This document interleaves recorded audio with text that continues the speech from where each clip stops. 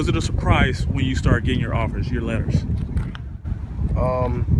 It wasn't necessarily a surprise, but it was very exciting. I was happy that they started coming because, you know, I started playing football.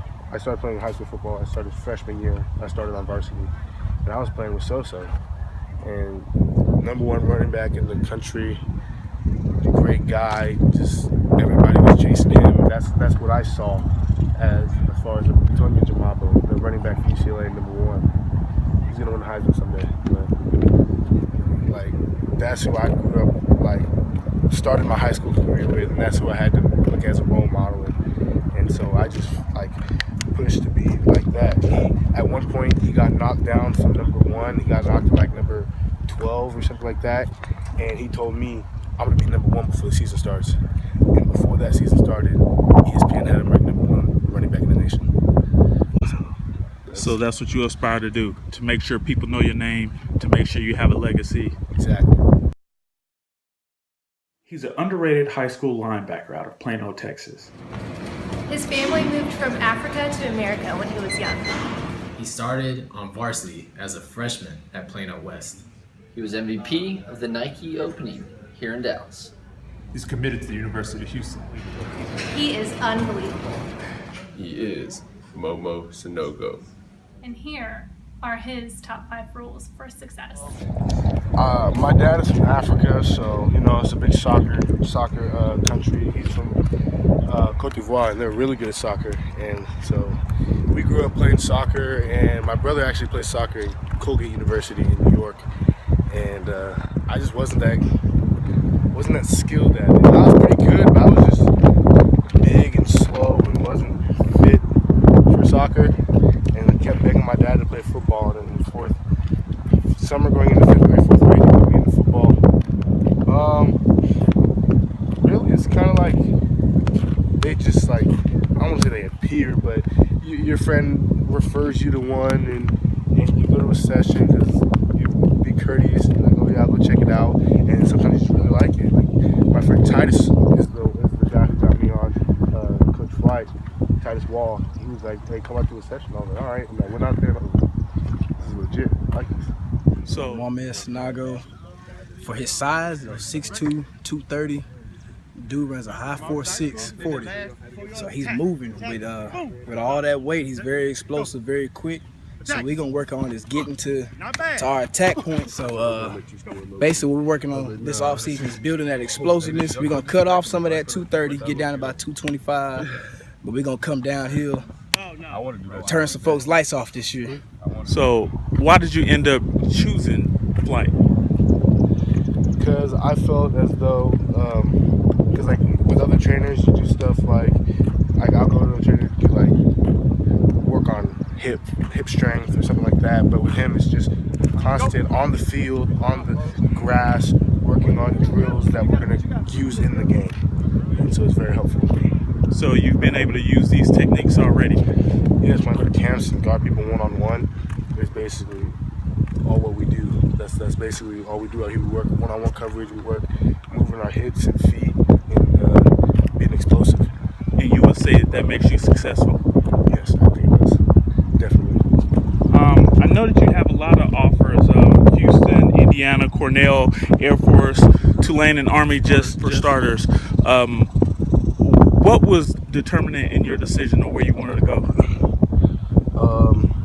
It's in a place in Texas. It's close to Texas. Houston has the #1 job market, and I also wanted to play a high level of football, and so with the alumni and everything like that, I think I could get a good job placement after if NFL doesn't work out. But ultimately, I want to get to the NFL, and I think that Coach Herman and Coach Orlando can get me there. So give me some of the things that you would tell someone that isn't in your position, that hasn't gotten a scholarship yet and is working but may not understand how to get to the next level and may think that they can just do it with their high school coaches. Heart. You have to have heart. You can't give up.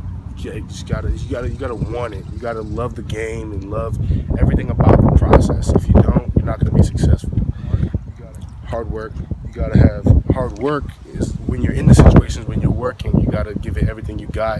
When your friends are out playing, you got to want to be up here working out. You got to go seek out a trainer, go find some time to go to the gym and go on the field alone. Humbleness, you can't be cocky.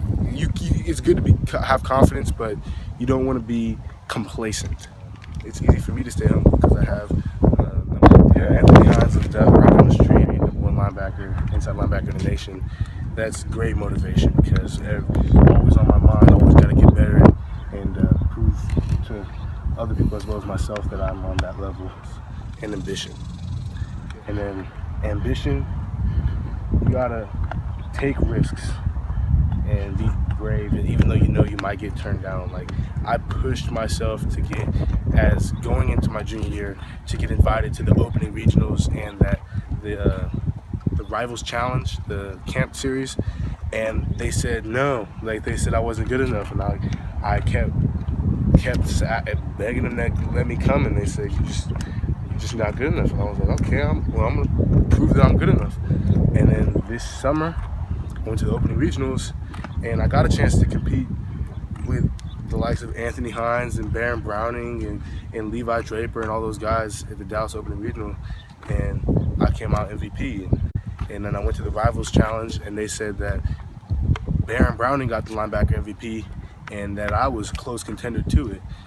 And so I just got to prove to some people that I'm not just another high school linebacker that just knows downhill and just runs and gets tackles. I'm athletic and I can be useful to any team in the nation.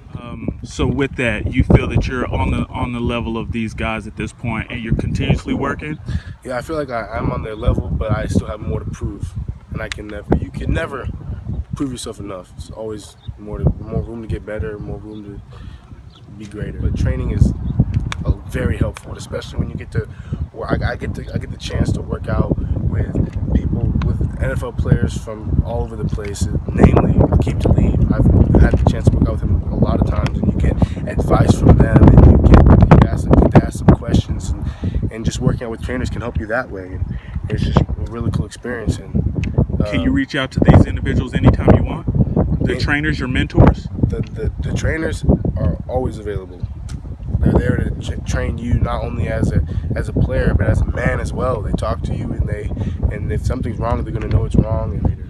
Now, all of this stuff, do you think you can do this only playing high school ball, only practicing what your coaches tell you at your high school, especially around this area? You guys are known for winning.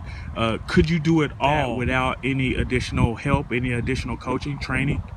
Well, I guess you could do it with no training, and I like to say that high school is just mandatory. High school work is mandatory, but you got to go do the extra to be great. Thank you so much for watching. I would like to know which of the top 5 rules were most impactful to you and why. Leave it in the comments and I'll join the discussion. And as always, step your game up and don't get murked. And don't get merked. Don't get merked. And I'll see you soon.